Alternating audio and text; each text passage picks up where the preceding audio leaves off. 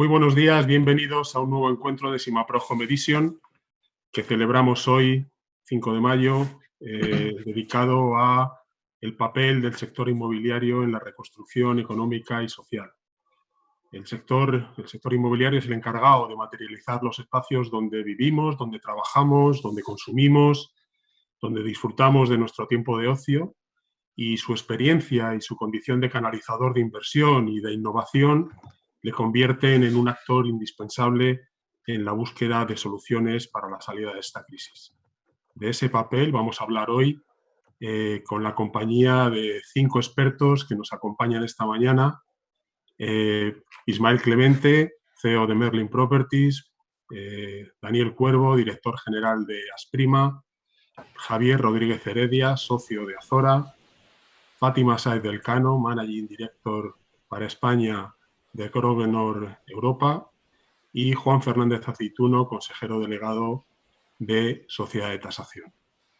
Muchas gracias a los 5 por acompañarnos en este coloquio, y yo, sin más, como siempre, dar las gracias a todos los espectadores que nos acompañan en cada encuentro de Simapro Home Edition, y también mandar un saludo cariñoso de apoyo y de solidaridad a todos los que están sufriendo las consecuencias de esta crisis. Vamos ya con el coloquio y, como siempre, al final volveremos con las preguntas de los espectadores. Juan, cuando quieras, por favor. Pues muchísimas gracias, Eloy. Muy buenos días a todos. Javier Gomá escribe en Inconsolable que quien presta atención merece que se le devuelva con intereses el préstamo que hace, ¿no? Así que, como la retransmisión es virtual, creo que los intereses que os los pagaremos también serán virtuales, pero al menos esperamos que os permitan sacar partido a estos 55 minutos de conversación que tenemos delante, ¿no?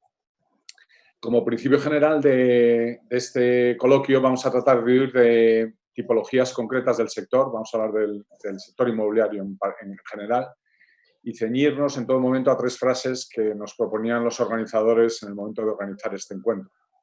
Y lo vamos a tratar de hacer con cierta perspectiva y altura de miras, ¿no? En primer lugar, el sector inmobiliario es el encargado de materializar espacios donde vivimos, donde trabajamos, consumimos, disfrutamos de nuestro ocio.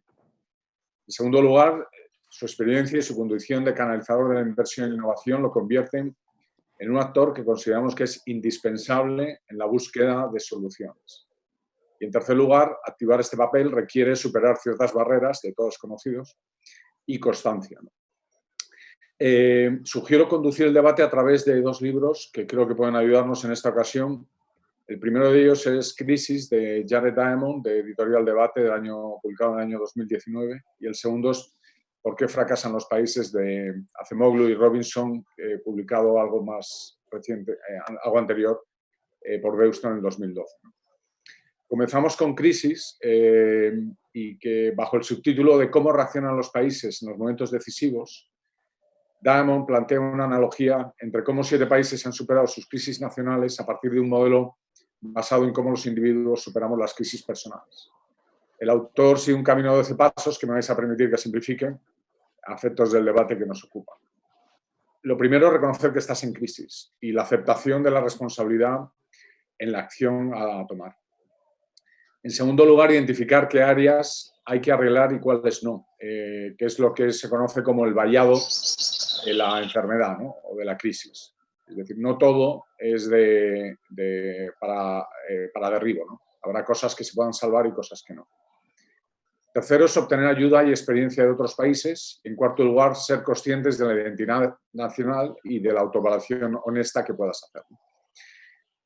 Yo voy a dar un paso más que el autor y extenderé la metáfora al sector inmobiliario. En lugar de país, si os parece, lo enfocamos en el sector.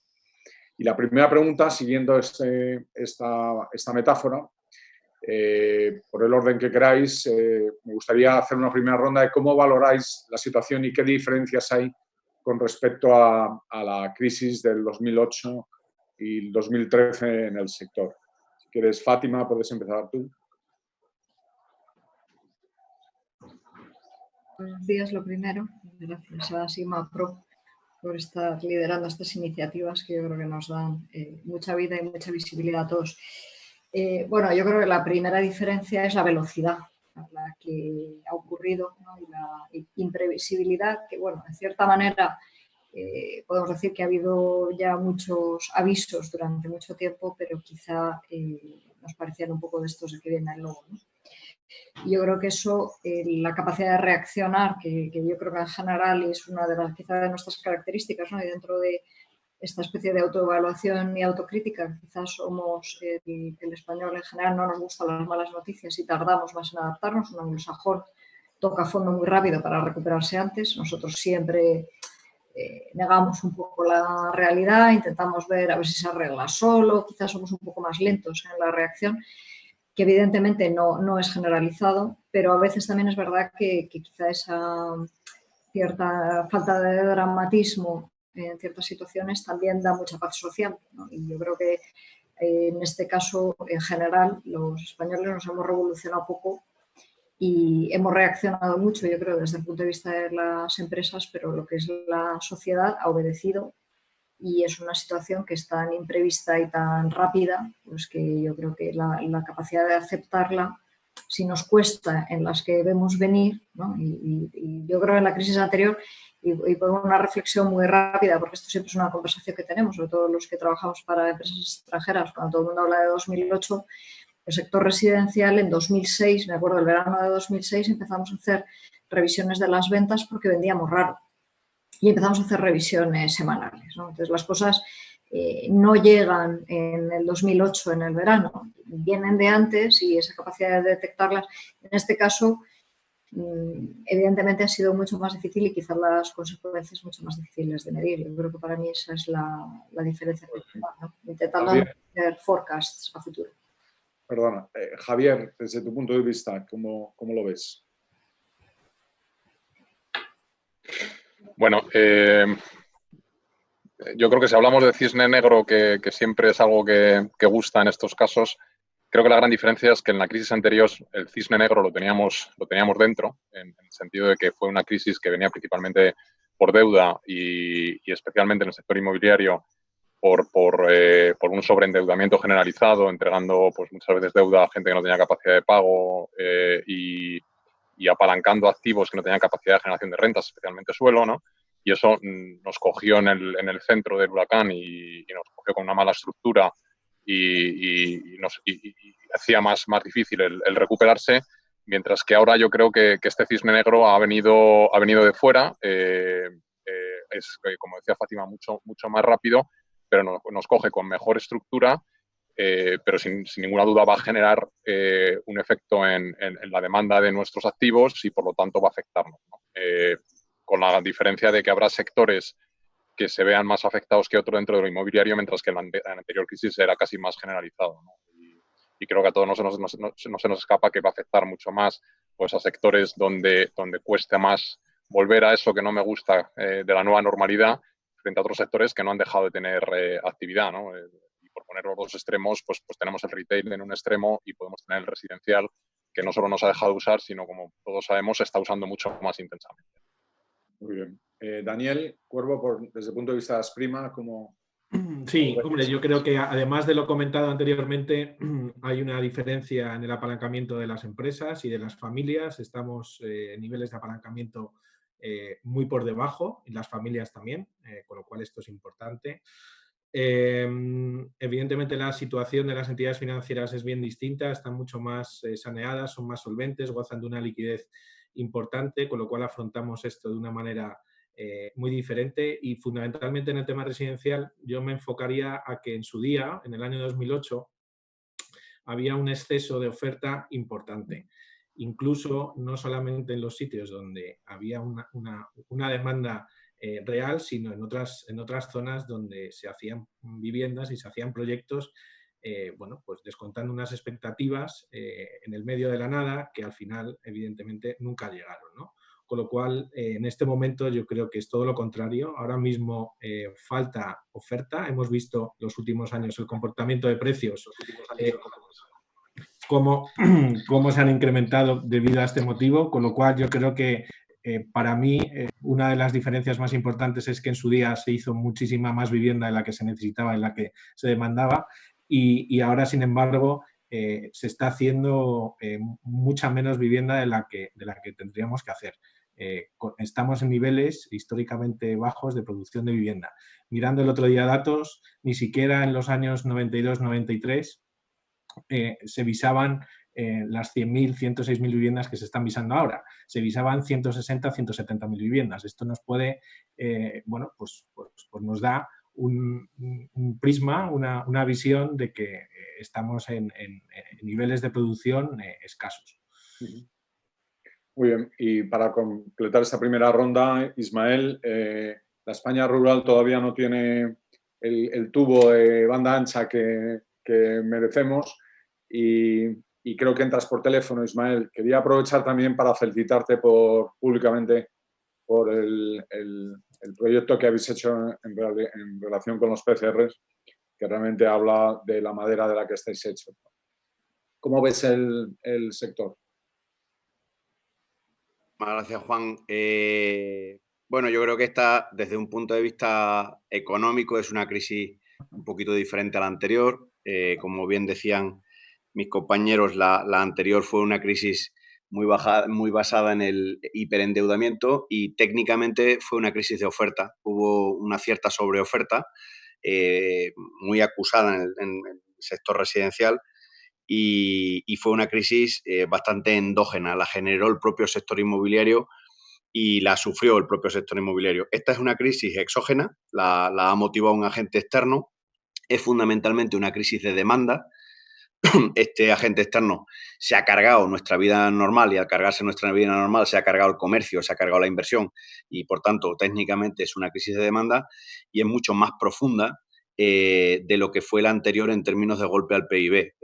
Lo estamos viendo en Estados Unidos. Estados Unidos, que es un poco lo que nos debe servir de referencia en cuanto a superación de las crisis, como decía Fátima, porque allí toman el golpe antes y también lo superan antes.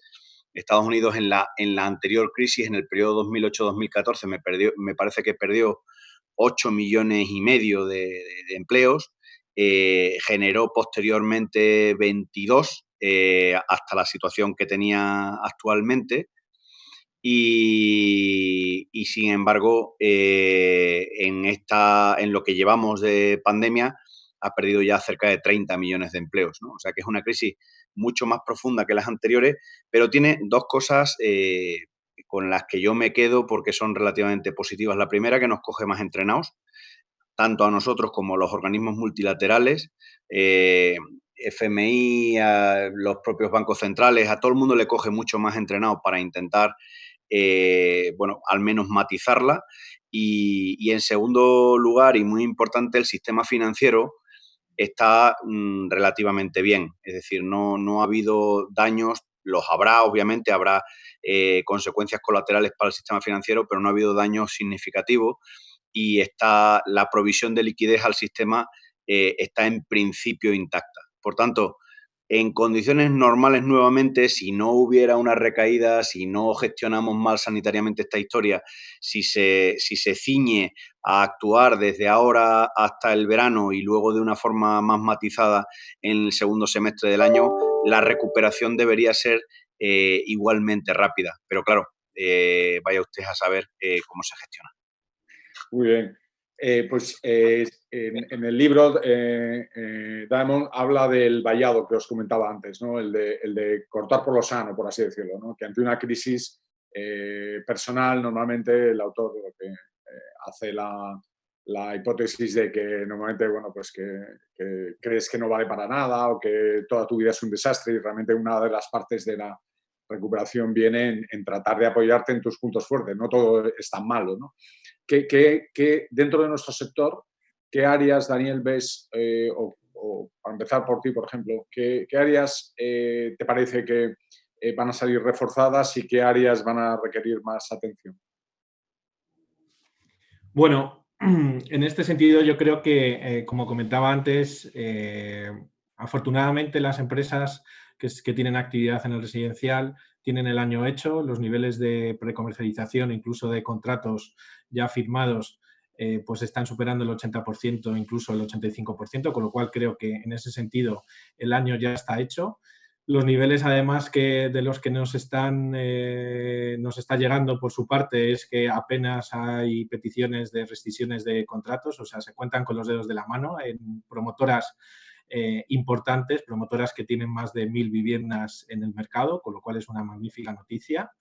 Y creo que dentro del sector inmobiliario, a nivel residencial, fundamentalmente donde hay que concentrar los esfuerzos es en la demanda. Yo creo que en la oferta, por los datos que comentábamos antes de las estructuras y la solvencia de las empresas, ese equilibrio yo creo que están muy bien estructuradas y no necesitan de ninguna ayuda. Yo creo que hay que focalizar las ayudas en la demanda.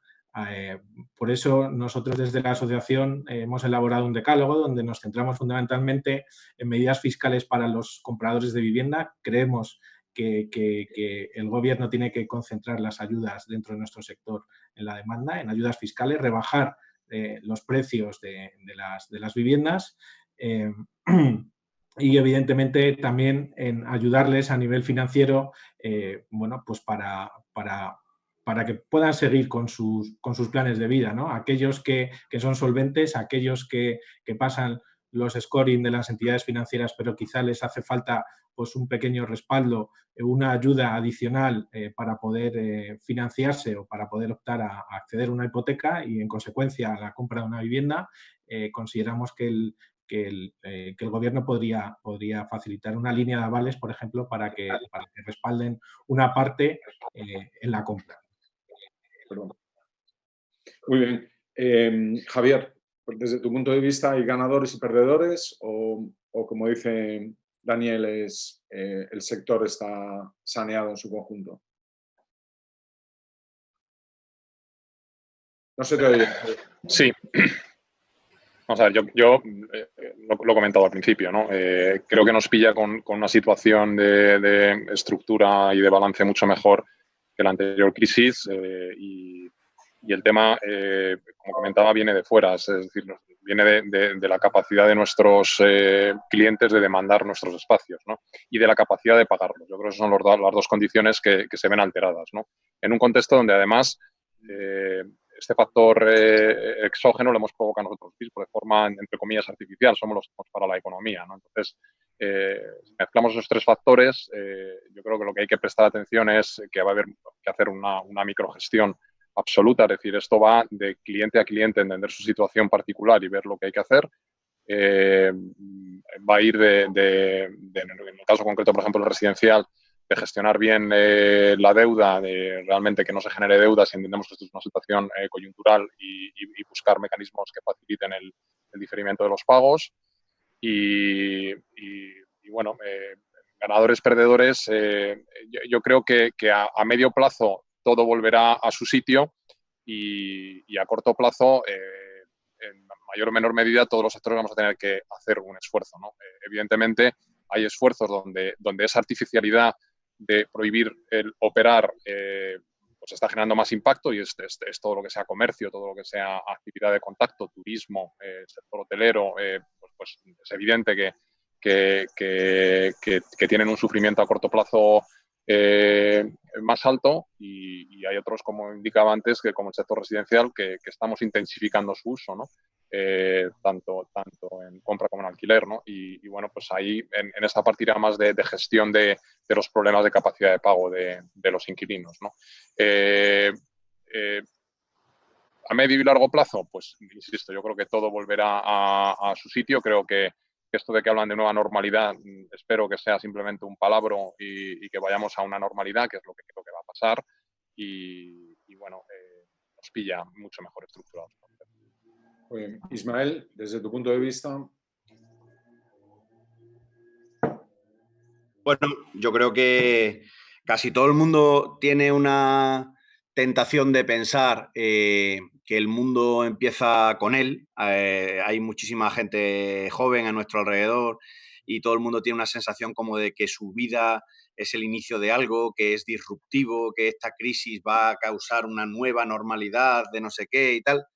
Bueno, esta crisis yo creo que lo que va a hacer es acelerar una serie de factores que ya venían manifestándose y que por tanto va a servir pues probablemente para hacerles avanzar más años de los que hubieran avanzado en una crisis normal.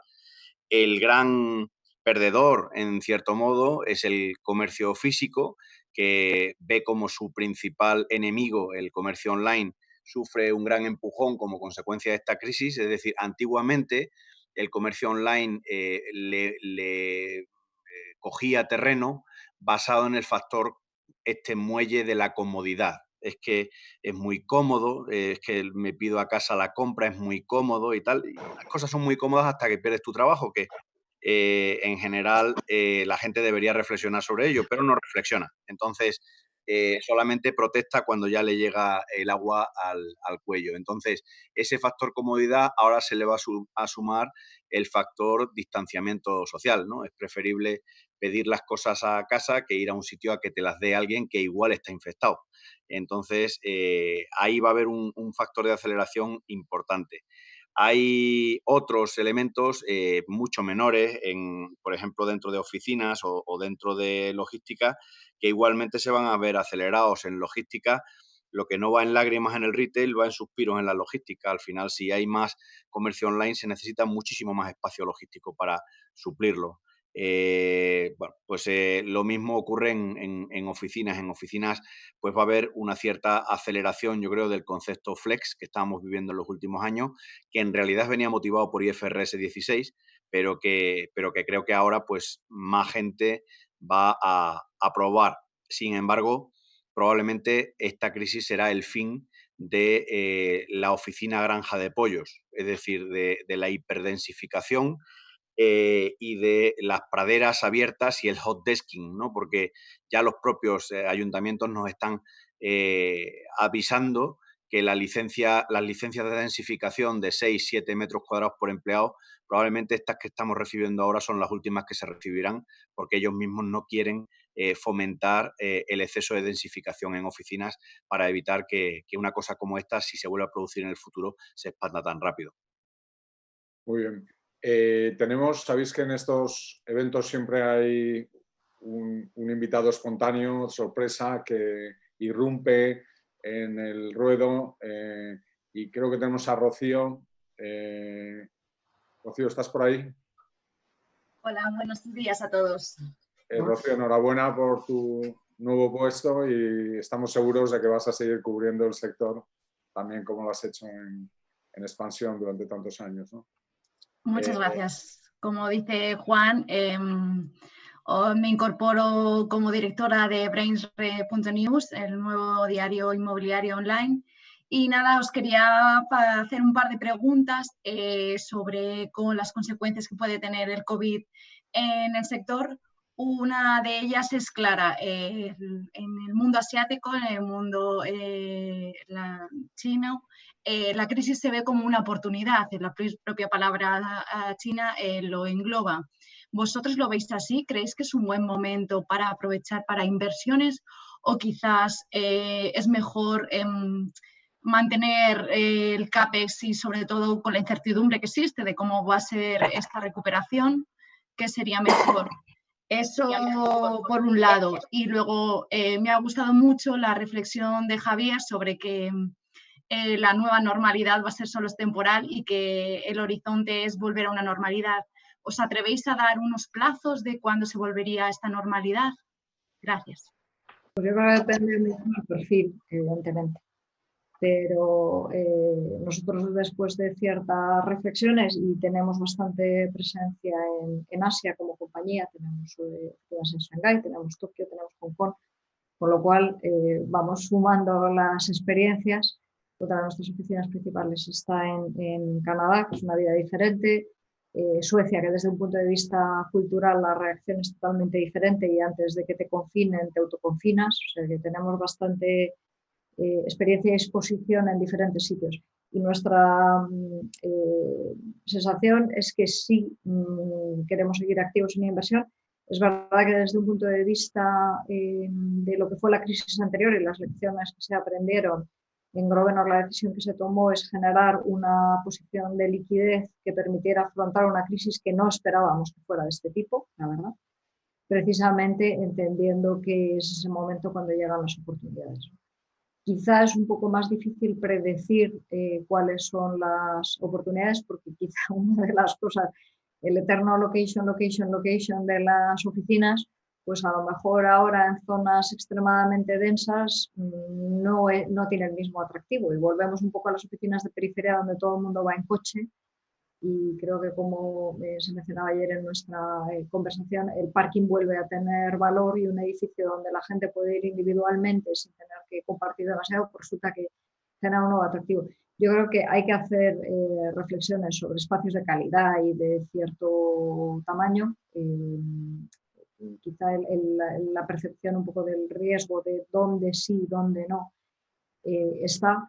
Pero para nosotros los planes de inversión más prudentes, evidentemente, va a haber un impacto en valoraciones, pero intentamos no mirar el bache que viene ahora, sino, porque es verdad que además somos una compañía muy largoplacista, intentamos ver a 2 o 3 años vista qué es lo que tiene sentido, incluso con la seguridad de que quizás si tomamos decisiones de inversión este año, quizás no haya tocado fondo todavía, ¿no?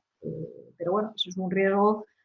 Si yo soy un player a largo plazo, pues muchas veces tengo que elegir el momento de comprar el activo que quiera, y a lo mejor no es el bottom del bottom, pero pues, una frase en inglés que decimos es que queremos override the cycle, ¿no? El conseguir un poco superar cuando está muy arriba, no llegamos ahí, cuando está muy abajo, pues no necesitamos bajar para poder generar una estabilidad en la filosofía que tenemos de inversión. Para nosotros sí es un momento de inversor, con más prudencia, quizá con más análisis. Evidentemente los comités de inversión van a escrutinar y pedir una cantidad de información y de análisis y de puntos de vista que hasta la fecha no hemos tenido. Y creo que seguiremos activos y no prevemos un wait and see eterno, ni siquiera para este año. ¿Alguien se atreve a responder a la segunda pregunta, la del plazo? Bueno, yo... concreto? Quizás, o sea, por complementar un poco lo que ha dicho Fátima, nosotros desde un punto de vista de inversión, en Azora siempre lo que buscamos son megatrends a largo plazo, ¿no? Y como pensamos que esta situación es coyuntural y pensamos que no va a acabar con determinados megatrends, como por ejemplo que la gente cada vez busca más experiencias y gastar en experiencias, y eso, pues estamos hablando del turismo, hoteles, estamos hablando de ocio y situaciones como que el país cada vez envejece más y hace falta, pues va a hacer falta más capacidad para atender, y sobre todo con la nueva situación que se ha producido, para atender mejor a los mayores. Y especialmente en el tema de residencial en alquiler, donde ya veíamos que había unos fundamentales del mercado ocupacional muy positivos, donde veíamos que la demanda iba a crecer mucho, y lamentablemente las crisis lo único que hacen es todavía acelerar más los fundamentales del alquiler. Sí que vemos claramente que las oportunidades de invertir existen, que están ahí fuertes, y lo único que tenemos que hacer, como decía Fátima, es tratar de ajustar un poco ahora los criterios de inversión a corto plazo. Sí es verdad que muchos de estos sectores se van a ver afectados los próximos 2 o 4 años en sus ingresos, y hay que ver un poco cómo laminas tu análisis de inversión para recoger ese ajuste, ¿no? Respecto al plazo, la bola de cristal es complicada, porque al final las crisis se originan por determinados factores y luego se aceleran y se continúan, pues, por círculos viciosos. Básicamente son psicológicos, que es la confianza de los consumidores y de los ciudadanos, y se salen de ellas también por razones psicológicas, donde empiezas ya a entrar en un círculo virtuoso, la gente empieza a coger confianza y sube hacia arriba.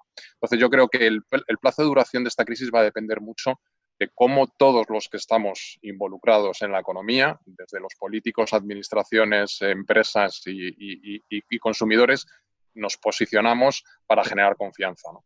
Y si generamos confianza rápido, pues estaremos en la famosa V de probablemente caer mucho este año, empezar a recuperar el 2021 e intentar normalidad en el 2022. Y si no cogemos tracción en la confianza, pues probablemente estemos hablando de volver a niveles del 19, pues en torno al 23-24. Estamos hablando de una crisis que técnicamente es coyuntural, porque lo que has hecho es parar las actividades. Y si psicológicamente cogemos confianza rápido y las ponemos en marcha rápido, y además tenemos en algunas cosas muchas ganas de coger, ¿no? Confianza rápido, sobre todo en el tema de los bares, ¿no? Pues yo creo que recuperaremos rápido. Entonces, yo diría eso. Puede ser la famosa V o la famosa U, no vemos nosotros una L. Ismael, ¿cómo puedes aportar tu visión? Es imposible, yo creo, determinar un plazo porque depende de muchísimos factores y en este caso además no son factores endógenos económicos. El primero es cómo controlemos la crisis sanitaria, es decir, si tenemos una recaída fuerte ahora como consecuencia de la aceleración del desconfinamiento o en otoño como consecuencia de un rebrote del virus o de una mutación o una cepa nueva o lo que sea, pues y sufre la economía otro parón, arrancar un coche en cuesta arriba es difícil, arrancarlo ya varias veces es más difícil todavía. Entonces, por otra parte, la crisis económica que se va a generar, cada país la va a superar mejor o peor en función, primero, de los recursos que tenga y segundo, del equipo de gestión que tenga. En cuanto a los recursos, pues hay países, por ejemplo, Alemania, que lleva generando superávit primario desde el año 2012 y que ha bajado su deuda sobre PIB del 81 al 60%. Alemania, obviamente, ahora sí tiene margen para hacer una política, en cierto modo, keynesiana, en el bien entendido de la doctrina de Keynes, que es utilizar la obra pública o la iniciativa pública como un elemento de estabilización temporal. Los países que hemos tenido años muy buenos con crecimientos del PIB bastante razonables, pero que hemos querido echarle más leña a ese fuego sin cortar en ningún momento el desfase entre ingresos y gastos de nuestros sistemas públicos, encontramos con niveles absolutos de deuda sobre el PIB que eliminan en gran medida la posibilidad de reacción por parte de las autoridades públicas, en nuestro caso concreto, que están en nuestra situación. Por tanto, vamos a depender bastante más de la buena voluntad o de la ayuda externa que nos presten países que están en mejor situación. Y ya, por supuesto, además hay un elemento social o político importante y es que si ya es bastante jodido salir de cualquier crisis económica, salir de una crisis económica con una sociedad completamente polarizada y que en la que media sociedad acusa a la otra media de haberla causado, la otra media a la otra media, así no vamos a ningún lado. Entonces yo creo que la despolarización y la desideologización de la población sería un factor muy positivo para poder salir de una situación como esta que va a ser complicada. Absolutamente. También Yo por hacer un poco yo creo que estamos muy condicionados, estamos todos encerrados, estamos un poco negativos y nos cuesta, pero es verdad que yo estoy de acuerdo con Ismael que hay determinados factores macro que pueden afectar esa recuperación, pero desde el punto de vista sanitario, nosotros somos un poco más positivos en el sentido de que hay más de 70 iniciativas tratando de buscar un tratamiento, otras tantas tratando de buscar una vacuna, miles de millones de euros invertidos en esto, con lo cual cada semana que pasa es un avance. La posible recaída de octubre se puede producir, pero la realidad es que la sensación es que nos va a pillar igual con todo, ¿no? Con el sistema sanitario más preparado, con los tratamientos mucho más avanzados y potencialmente una vacuna relativamente cercana, con lo cual no prevemos una situación de marcha atrás, sí probablemente de ralentización de determinadas actividades y yo creo que sí que existe evidentemente riesgos, es difícil tener la bola de cristal, pero nuestra visión es que recuperaremos entre 2 y 4 años y dentro de la negatividad que se puede tener hoy de estar encerrado, ¿no? Sí, yo creo tampoco que estoy de acuerdo con todos vosotros, que no es posible hacer predicciones ni además tiene ningún sentido, ¿no? Porque normalmente tiene un interés detrás, ¿no? Pero yo lo que sí recomiendo, por ejemplo, yo sigo a Ignacio de la Torre, que está haciendo un trabajo fantástico en Arcano con el seguimiento de los indicadores y concretamente de China. China nos llevan 2 meses de ventaja y yo creo que nos está mostrando mucho de los patrones de los que podríamos aprender, ¿no? Y me parece que más que inventar la rueda o tener la bola de cristal, basta con mirar lo que está pasando allí, ¿no? Y se repite el patrón de Hong Kong del año 2003, también la otra crisis pandémica de la que tenemos información, ¿no? Y en ambas la actividad, concretamente en el residencial, cayó a 0 o al 90%, cayó un 90% en menos de 15 días, pero en las grandes capitales, en 19 grandes ciudades chinas, en 62 días recuperó el nivel del año anterior, ¿no? Y sin vacuna, ¿no?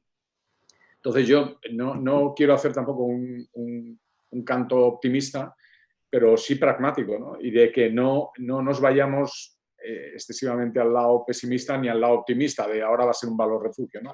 Del que hablaremos. No sé si, Daniel, quieres aportar algo, que eres el único que no has... nada, pues si os parece seguimos con la segunda parte y aprovechando el libro de ¿Por qué fracasan los países? De Acemoglu y Robinson. Básicamente, este libro sostienen que ni la climatología, ni la cultura, ni la geografía son las causas por las que unos países prosperan y otros no. Que realmente son las instituciones políticas las que determinan el funcionamiento de las instituciones económicas que alcanza un país. Y que la interacción entre ambas, que se ha referido antes sobre ello Ismael, es la que determina la riqueza o la pobreza de las instituciones y de un país en su conjunto. Y habla en el libro el poder que tiene delimitado Bill Gates en Estados Unidos frente a Carlos Slim, por ejemplo, en México, ¿no? Que todos entendemos perfectamente de lo que estamos hablando, ¿no? Y habla de élites extractivas o élites inclusivas, ¿no? Élites extractivas son las que extraen riqueza del sistema, y élites inclusivas son las que permiten que el sistema crezca en un entorno empresarial libre, con libertad de entrada de nuevos participantes, ¿no? Otra vez, volviendo a la metáfora de asociar a por qué fracasan los países en vez del país el sector, quería, esta segunda parte de la llamada, del vídeo, me gustaría enfocarnos en el rol institucional de los participantes en el sector inmobiliario a la hora de influir, a la hora de participar, a la hora de promover iniciativas, ya sea con ayuntamientos, con comunidades autónomas o con el Estado, ¿no? Y la primera pregunta que os quería hacer es sobre la propia identidad del sector, de quiénes somos, si la atomización que tenemos, que estamos tan segmentados, si realmente es un freno, es una ayuda, nos hace ser más flexibles o nos hace perder tracción, ¿no? No sé cómo veis este punto. Fátima, si quieres. Bueno, yo creo que en cuanto a la atomización, yo creo que tiene sus matices y quizá es una de las ventajas respecto a la crisis anterior. La crisis realmente, la anterior, limpió, purgó, limpiar suena demasiado fuerte, purgó de alguna manera muchísima parte del sector que quizá era menos profesional. Yo creo que durante todos estos años se ha evolucionado a una cierta profesionalización. Está el tema del asociacionismo, que también es importante, y que incluso algunos sectores que no tenían organizaciones que un poco lo representaran, que fueran muy fuertes, han ido progresando durante estos años. Yo creo que la concentración en cierta manera es positiva porque genera transparencia y genera una capacidad de liderazgo en las soluciones. Y yo creo que estamos mejor que lo que estábamos.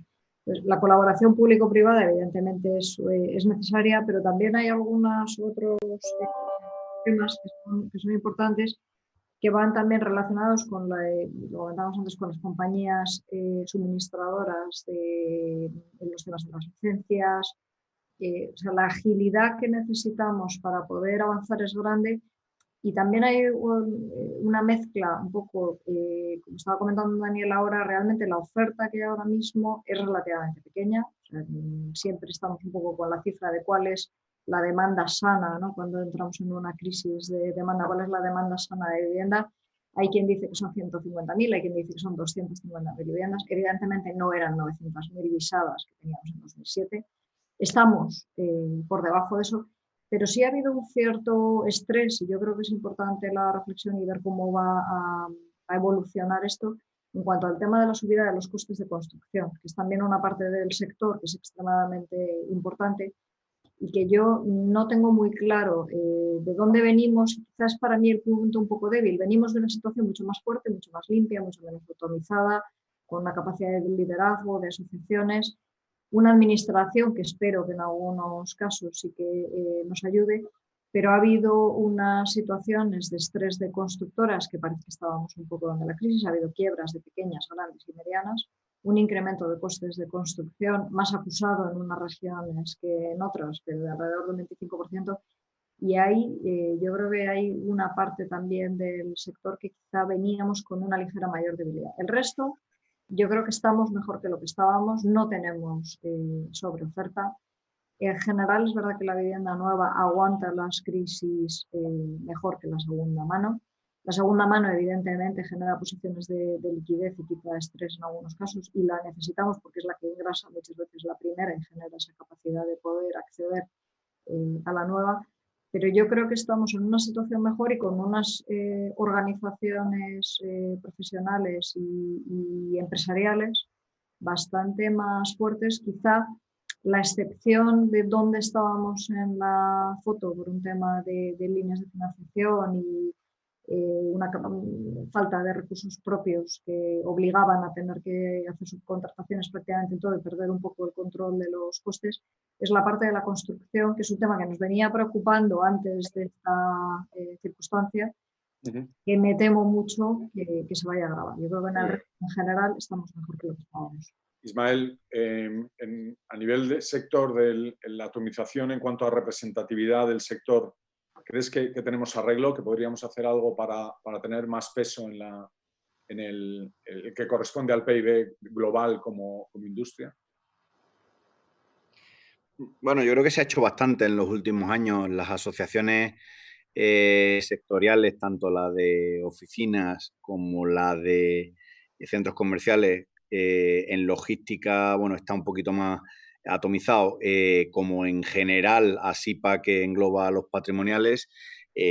Bueno, pues yo creo que han experimentado un notable desarrollo en los últimos años. Yo creo que en la última crisis estaban bastante más abandonados de lo que están ahora. Yo creo que hoy en día tienen un grado mayor de participación por parte de los diferentes sectores. En cualquier caso, el asociacionismo es un fenómeno interesante, pues te permite hablar de una forma más unitaria frente a la administración, pero para que haya una colaboración público-privada real y que podamos salir antes de esta historia, lo que se necesitaría es superar los miedos recíprocos que el sector privado tiene del público y el público del privado. Y aquí, aunque siempre se tiende a la equidistancia, yo diría que en España la peculiaridad de España respecto de otros países es fundamentalmente el miedo, cuando no aversión, que el sector público tiene al privado. El sector público está acostumbrado a un sector privado de hace muchísimos, muchísimos años, que es verdad que tenía un punto extractivo, era gente que ganaba dinero con el BOE, y entonces el sector público le tiene muchísimo miedo y se niega a hablar de cualquier iniciativa con el sector privado porque lo demoniza y piensa que lo único que quiere es extraer ventajas, subvenciones o chollos del sector público. En el sector privado tampoco podemos estar completamente tranquilos, porque es verdad que tendemos a despreciar al sector público.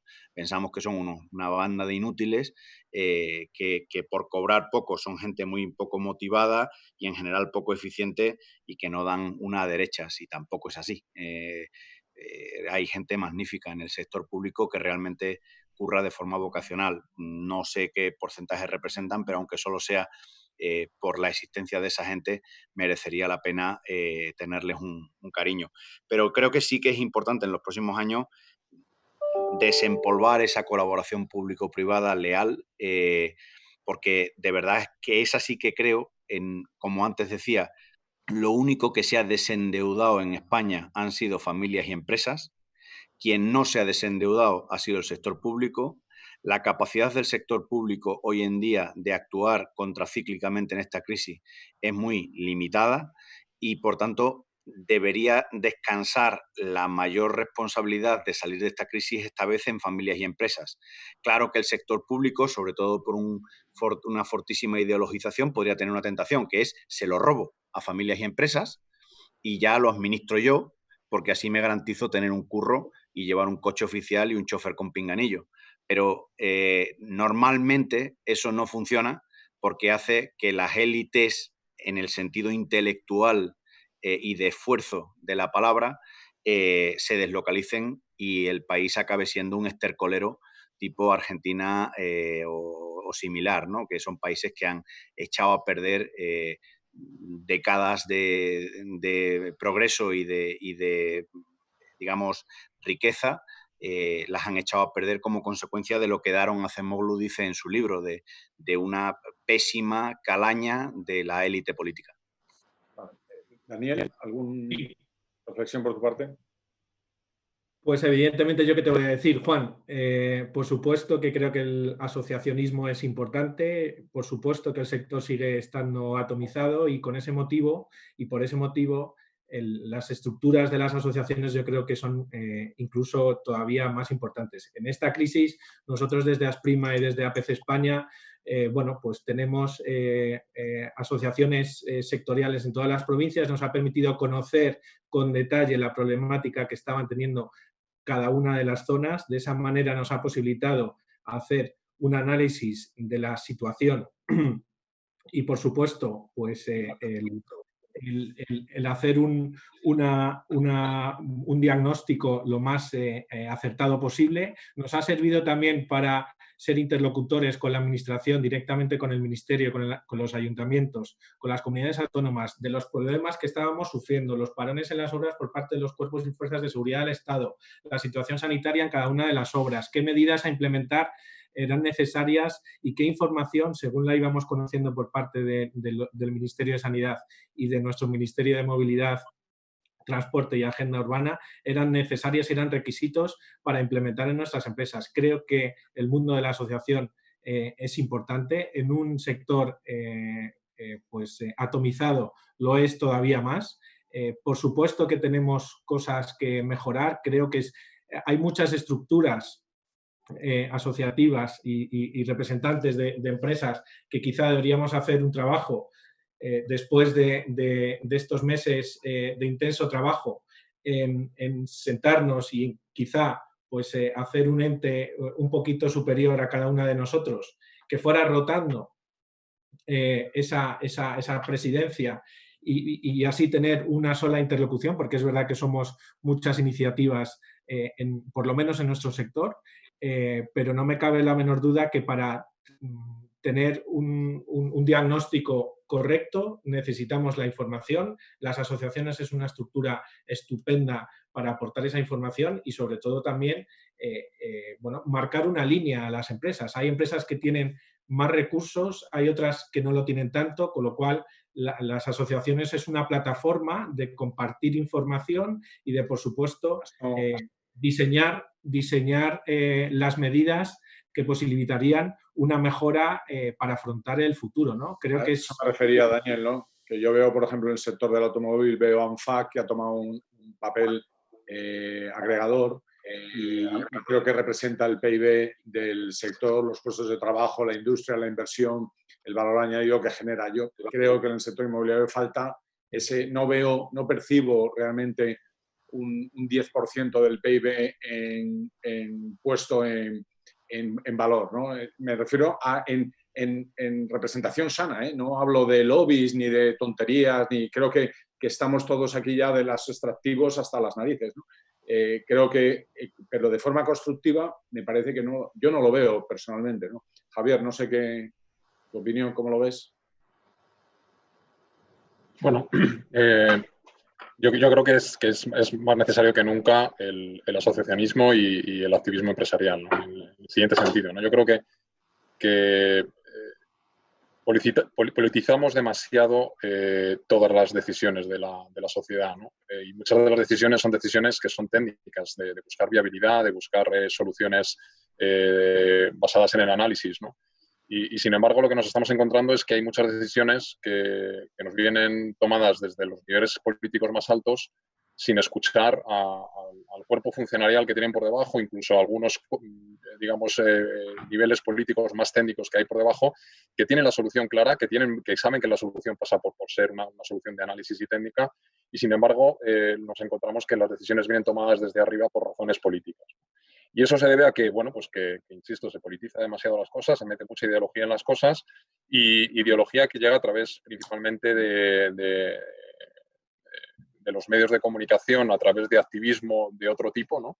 Y creo que es fundamental que desde las asociaciones empecemos a hacer también un activismo empresarial para explicar las realidades que hay, ¿no? Lo que comentaba Daniel también de tener información, pues esa información la tenemos que tener, la tenemos que colocar, tenemos que explicar cómo funcionan las cosas, tenemos que explicar que aquí nos podemos poner exquisitos con que no haya propiedad privada o con que se atiendan a todos los ocupas y con que se no sé qué, pero al final, si nos ponemos tan exquisitos con eso, pues no habrá financiación. Y cuando hablamos, por ejemplo, de planes de vivienda, que todos los escriben sobre el papel y escriben cosas preciosas, que son imposibles de cumplir, porque son planes normalmente a 4 años, que no hay forma de que, desde un punto de vista ni siquiera urbanístico, puedas llegar a hacer las cosas, ¿no? Y que se ponen a teorizar de cuáles son los precios máximos de las cosas sin entender cuáles son los costes, ¿no?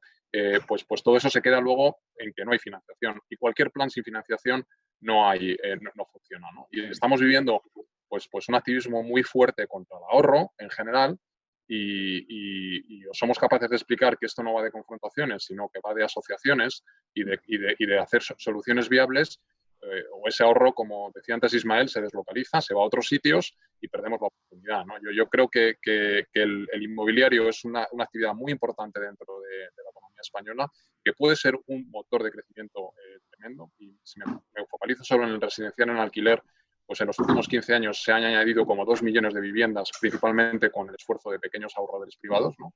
Pero que si queremos tener una estructura de residencial, por ejemplo, en alquiler similar a la europea, tenemos que meter otros 2 millones de viviendas en los 15 años. Y eso es como 300.000 millones de euros, es 30% del PIB, ¿no?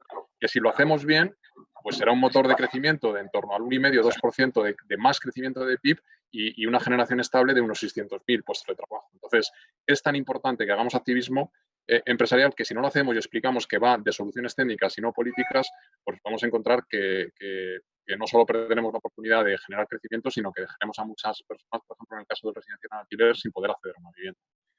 Pues ya vamos a cerrar. Simplemente sí que me gustaría destacar, porque es un ejemplo que yo creo que ha sido muy especial y muy interesante. A partir del 13 de marzo, el Ayuntamiento de Madrid se puso en marcha y creó un grupo de trabajo de 10 o 12 personas en el que he tenido el privilegio de participar y nos han pedido la opinión, nos han consultado, ha estado Asprima, ha estado mucha gente, ¿no? Gente buenísima, la verdad. Y nos han pedido la opinión, han salido muchísimas ideas. Ya el que escuche la administración ya te llama la atención, ¿no? Pero además es que el que te anuncien que ideas de las que se han plasmado van a tratar de ponerse en marcha, pues es todavía te sorprende más, ¿no? Comentaba ayer con Fátima que la duda es si, bueno, la seguridad jurídica, ¿no? Dependemos de que las ideas que se pongan en marcha ahora valen para 4 años o van a valer para 16, ¿no? No sé. Esa es la inquietud, pero por lo menos creo que hemos dado un primer paso y en Madrid, por ejemplo, yo creo que es un botón de muestra, pero a mí me ha resultado esperanzador, ¿no? El ejercicio de humildad, de escucha y realmente las ideas que se han mostrado son tremendas, ¿no? Eloy, te doy la palabra y porque seguro que habrá alguna pregunta por parte de los asistentes y para que la moderes tú, por favor.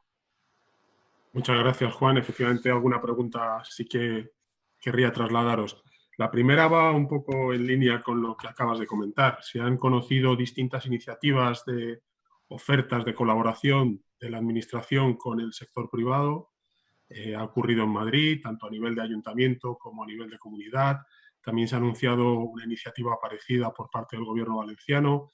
La pregunta es, para quien quiera cogerla de los panelistas, si consideráis que estas ofertas de diálogo serán frecuentes y no solamente motivo de la crisis, y si realmente esperáis una interlocución sincera y más fluida con la Administración a partir de ahora, si esta interlocución será una de esas tendencias que la crisis acelerará. Pues, si te parece, Eloy, a mí me gustaría intervenir. Ya venimos desde hace tiempo trabajando con la Administración y siendo esa entidad colaboradora de transmitirle lo que pasa en la realidad, ¿no? Para que no estén ajenos a ella y que, por lo tanto, tomen decisiones. Otra cosa es el complejo que tiene la Administración a la hora de adoptar las medidas que el sector les pone encima de la mesa. Y esto lo comentaba muy bien antes Ismael. Creo que sí que va a permitir reforzar esa esa interlocución, pero ya como os decía antes, creo que es bastante directa y es bastante buena en todos los niveles de la administración, ya sea el municipal, el autonómico y el estatal.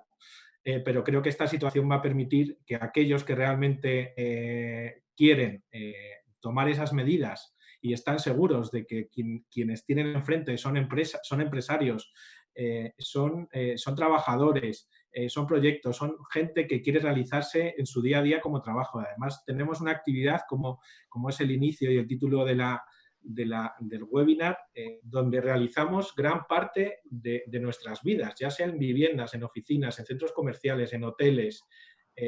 Por lo tanto, creo que sí que se va a notar mucho quiénes van de verdad, quiénes nos ven como un sector que podemos aportar muchas cosas, y que las cosas que proponemos encima de la mesa no son ayudas directas a nuestras empresas como están pidiendo otros sectores, que por supuesto son muy respetables. Aquí lo que pedimos es ayudas al consumidor final, ¿no? Entonces, por tanto, creo que vamos a estar en los próximos meses muy pendientes de quiénes acogen esas medidas de una forma muy sincera y quiénes no se quitan los complejos y siguen pensando en las medidas históricas, como por ejemplo las rehabilitaciones de reformas de viviendas, que eso se ha demostrado que no es una solución para renovar el parque de viviendas existente y ponerlo al día en cuestiones de eficiencia energética, ni siquiera una solución digna para las personas que las habitan, ¿no? Por lo tanto, creo que vamos a tener muchas noticias en ese sentido y espero que todas las administraciones pues que colaboren y faciliten. Necesitamos administración facilitadora, no administración que ponga pegas o que tenga complejo a la hora de tomar decisiones porque puede beneficiar a un sector o a otro. No ven más allá, que estas medidas son para ayudar al consumidor, son para ayudar a nuestro cliente, no son para que nos ayuden a nosotros únicamente. A nosotros nos va a permitir poner en carga y reactivar las cosas, nuestra normalidad, mucho antes. Evidentemente, esa normalidad significa puestos de trabajo, significan ingresos importantes para las arcas municipales, autonómicas y estatales. En los últimos 5 años, nuestro sector residencial ha aportado unos 25.000 millones a las arcas municipales, autonómicas y estatales por nuestra actividad. Y estamos, y sobre todo hay que tener en cuenta, con niveles de producción históricamente bajos. Hemos hablado en varias ocasiones de ello, Daniel, de cómo afecta al final algunas de estas medidas al precio del producto final, al precio que paga el comprador final. Y con muy poco esfuerzo ese precio podría haberse también reducido como consecuencia de esas medidas. No sé si alguno de los panelistas queréis aportar algo más a esta pregunta. También... No, yo lo que me gustaría decir es que el Ayuntamiento de Madrid, en nuestra opinión, va bastante por delante de otros ayuntamientos de España en materia de cooperación público-privada.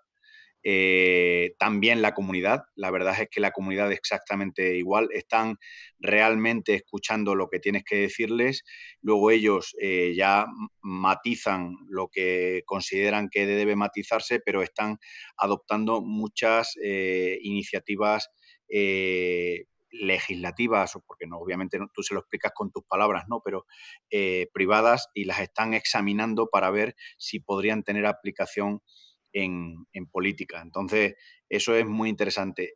¿Van a seguir ese camino otras comunidades autónomas? No lo sé. Tengo que decir que en su momento, este fue el modelo de gestión que seguía Barcelona. Barcelona siempre fue pionera en esto, tanto con alcaldes socialistas como de Convergencia. Siempre hubo un nivel de interlocución magnífico en el Ayuntamiento de Barcelona, que se sumaba a excelente calidad de sus mandos intermedios, y allí pues las cosas funcionaban muy bien. Madrid lo está haciendo especialmente ahora, antes lo hacía menos, pero lo está empezando a hacer especialmente ahora, y creo que puede ser una labor muy esperanzadora de cara al futuro. Y en la Junta de Andalucía... Perdón.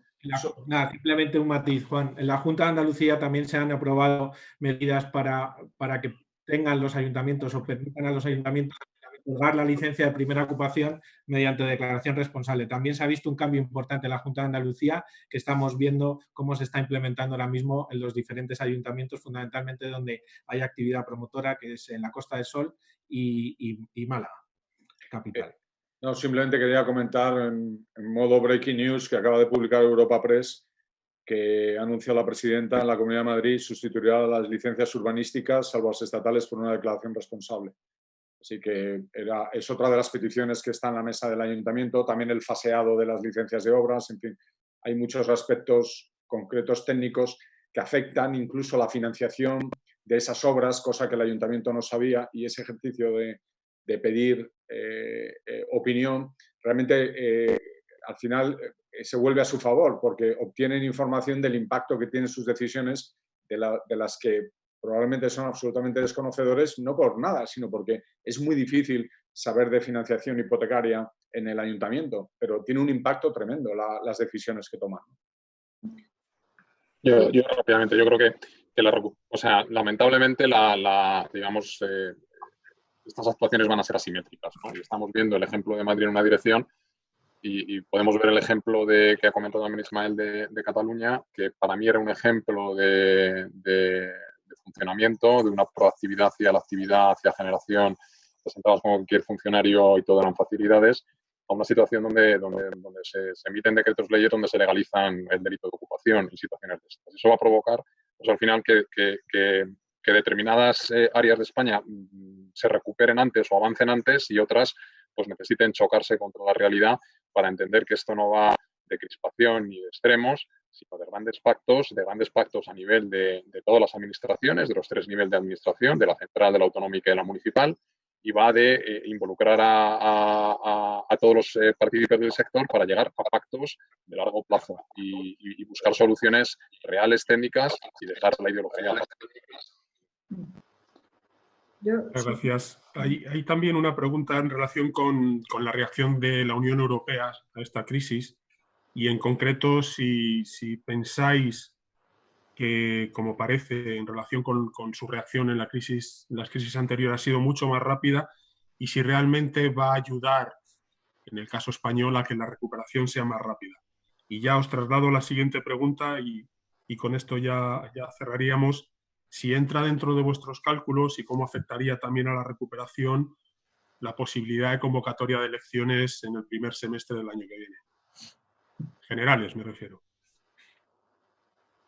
Yo la de las elecciones la dejo para alguien más versado en política, pero la de la Unión Europea, mi impresión es que va a ser complicado conseguir un nivel de ayuda de la Unión Europea que nos lleve sin esfuerzo a una recuperación subvencionada. Creo que en estos momentos casi todo el mundo tiende a la involución, los países se preocupan más de sus propios problemas, obviamente, que los de sus vecinos, es completamente normal y además hablamos de un vecino que el año pasado tendría que haber tenido un déficit público del 1,5, que dijo de una forma bastante chulesca a la Unión Europea que iba a tener un déficit público del 2,5, que luego lo subió al 2,75 y que finalmente ha acabado dando un 2,8 frente al 1,5 que tenía de target. Entonces, al final, igual que la crisis pasada nos acuñó el tristemente famoso término de pigs, en esta pues claramente se empieza a hablar ya de países grasshopper, de países cigarra, porque la gente pues adapta la fábula de Esopo de la cigarra y la hormiga. Y la sensación que yo capto, al menos en inversores de países que tienen capacidad de ahorro y que además, curiosamente, España tiene una cosa buena y mala, y es que nos tienen mucho cariño porque vienen aquí, pero también porque vienen aquí, conocen perfectamente cómo funcionamos. Entonces, esa gente dice, oye, yo en mi país no tengo esto y esto porque no me lo puedo permitir. Tú en el tuyo, que eres mucho más pobre, veo que sí que te lo permites con total tranquilidad y ahora pretendes que yo te dé más dinero para volver a salir del enésimo lío que tenemos todos, pero en el que tú te has enfangado más que los demás por no tener capacidad presupuestaria propia.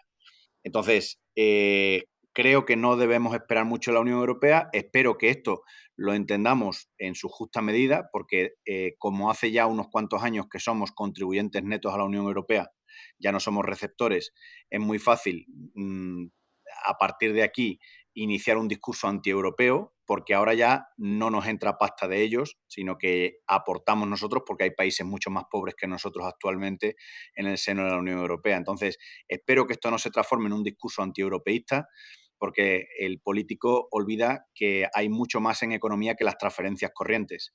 Y lo que hay en economía más importante que las transferencias corrientes es la pertenencia a una unión monetaria que hace que nuestra deuda pública cueste lo que cueste. Porque si fuera en términos autónomos, si España tuviera que salir a financiarse al mundo, digamos, sin el marco presupuestario de la Unión Europea, nuestra deuda no costaría lo que cuesta, y conviene que lo pensemos en un país con cuando salgamos de esto, en un 110, 115% de deuda sobre el PIB. Muy bien. Pues no sé si queréis añadir algo más. Sobre la segunda pregunta, yo soy más atrevido. Yo creo que es muy difícil anticipar hoy si va a haber elecciones o no. Lo que sí puede ser, y esto es meramente analítico, es si hay elecciones, creo que puede ser positivo en el sentido de que puede que se concentren más los votos y que haya una gobernabilidad no tan condicionada como la que hay hoy, que creo que es uno de los elementos más dañinos que podemos tener para funcionar y tomar decisiones en una crisis, ¿no? Entonces, creo que si eso se produce será positivo. Si se produce un poco, pues una gobernabilidad mucho más estable de la que hay, ¿no? Que no es nada buena, ¿no? Y respecto a Europa, estoy totalmente de acuerdo con Ismael. La cuestión es que como por lo que sea perdamos el control aquí y nos entre ayuda y estemos intervenidos, creo que esa situación puede ser muy, muy negativa, ¿no? Porque quita mucho margen de maniobra, quita mucha confianza y nos puede alargar la situación mucho tiempo, ¿no? Aunque también es verdad que en la situación en la que estamos, no sé si es mejor que nos intervengan y que controlen otros a que controlen los que controlan hoy como controlan. Pues muy bien. Son un poco menos de las 11:15, las 11:12, y si te parece, Juan, podemos ir dando por concluido el coloquio. No sé si tú quieres añadir algo más o... Nada, dar las gracias a todos los participantes y a vosotros por invitarnos y fomentar estos foros que yo creo que en una hora nos dan a todos bastante idea de cómo está la realidad, ¿no? Y es muy importante mantener el contacto, a pesar de que no tengamos la oportunidad de tener contacto físico, al menos que el intelectual se mantenga. Pues muchas gracias, Juan, muchas gracias, Daniel, Fátima, Javier, Ismael, por vuestra participación, y también muchas gracias a los espectadores por seguir ahí, por seguirnos en cada edición de SIMAPRO Home Edition. Recordad que volvemos el jueves con un coloquio moderado por José Luis Suárez, con la participación de Santos González y con la participación de Ángel Verges, también para hablar sobre financiación. Será a las 10 de la mañana, como es habitual, no os lo perdáis. De nuevo, gracias por estar ahí y hasta nuestro próximo encuentro. Gracias a todos. Muchas gracias por darnos voz e invitarnos. Gracias.